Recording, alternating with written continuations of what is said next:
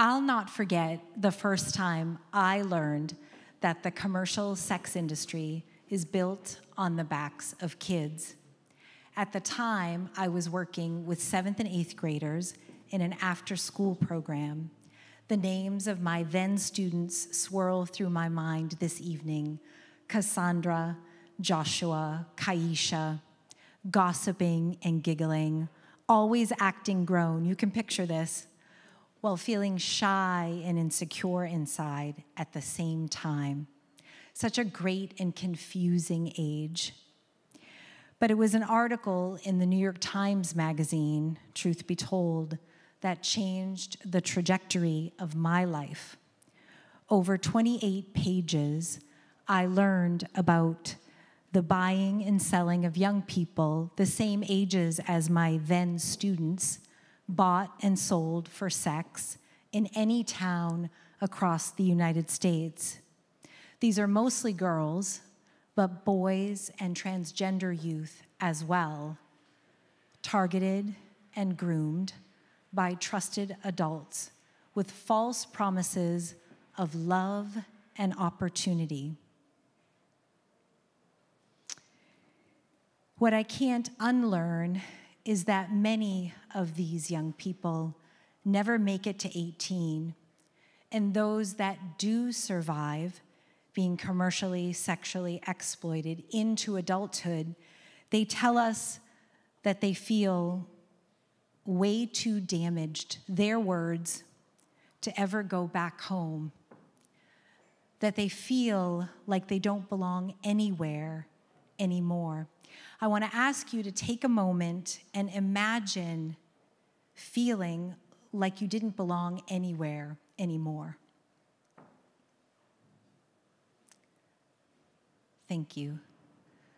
We as a society, we often care about children that are being commercially, sexually exploited, but as soon as these same survivors become adults, our hearts shift.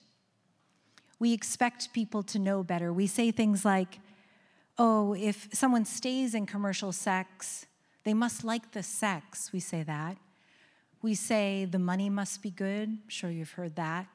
We say this is just what some people do. That's what we say. But what we fail to understand is how invisible survivors feel, that living in plain sight. Their stories unknown. When I came to realize that, again, Ria, although Ria didn't have a name back then, was born in my heart as a pathway for adult survivors to heal from such unspeakable evil that we humans do to our most vulnerable. Ria supports survivors in this process of undoing.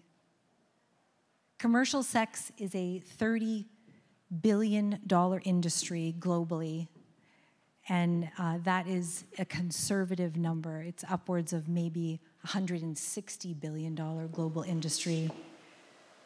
You're not going to like these parts, but the US is conceivably, by multiple choices, the largest consumer of bought sex, commercial sex, anywhere in the world. And I want to make a note that this includes buyers in other countries, that US citizens are more often those buyers anywhere in the world. And you know, it's hard to hear, but Massachusetts is no exception. This map here shows you in the shaded areas, this is where Ria has served adult survivors, almost 1,000 adult survivors, 826 over nearly the last 10 years. I want you to learn very, very much about our model. We, again, support survivors in this process of undoing, and this is how we do it. We first connect participants with mentors. These are RIA mentors, individuals with past lived experience. We then focus on one-to-one therapy. RIA clinicians meet with participants as part of our model, a linked part to the mentorship. We then focus on sustainability, and this is a step in our model that we cannot miss. To transition out of commercial sex, People need resources. They need money. We call this the She Fund. And RIA provides this financial glue, and it pays for rent. It pays for food. It pays for career planning, education training. It pays for summer camp fees for survivors' children. Our goal is wholeness and healing. People find us through word of mouth, so through other people, and what they tell us is to heal from experiences of sexual exploitation takes time, as you can imagine, while it also takes the rebuilding of trust and confidence and self-esteem, again, partnered with these financial resources. Ready, inspire, act.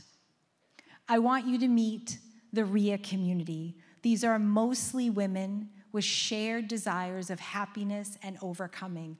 100% of the people that we serve are looking to improve their lives, while at the same time, they are living with minimal means, working 1, sometimes 2, sometimes 3 jobs, and more than half have children of their own. After 6 months of receiving RIA services, this is services by a mentor or a clinician or both, 81% of the people we evaluated had a reduction in commercial sex, meaning they had remained exited from commercial sex, which substantially decreased the harm in their lives. Another 34% had an increase in housing safety and stability. And then another 68% had a reduction in financial stress around meeting their basic needs. Over the next 2 years, we have an ambitious and excellent growth plan that I want you to hear all about. And on one side of this growth plan is to increase the number of people we're serving, as you can imagine. And to do that, we need to bring on more direct service staff, but as well infrastructure staff to do that well. On the other side is to deepen the investments in the lives of the people we walk with. We hope to raise $3.2 million over the next 2 years, and to do this well, we need your support. RIA is a one-of-a-kind program model, and how are we one of a kind? We're one of the only models that serves adult survivors in Massachusetts, and when I say that, what I mean is serves them by providing customized and comprehensive services, because everyone's story is different and everyone needs and wants something different. Another part of our model that is exceptional is we bring survivors and allies together. I ask you to join us by helping us spread the word that people are living in plain sight and they want and they need your support. Thank you for your time. I also want to thank the Polar family. I saw you and now I've lost sight of you, but for providing this amazing opportunity to myself and RIA. Thank you and enjoy the rest of the evening.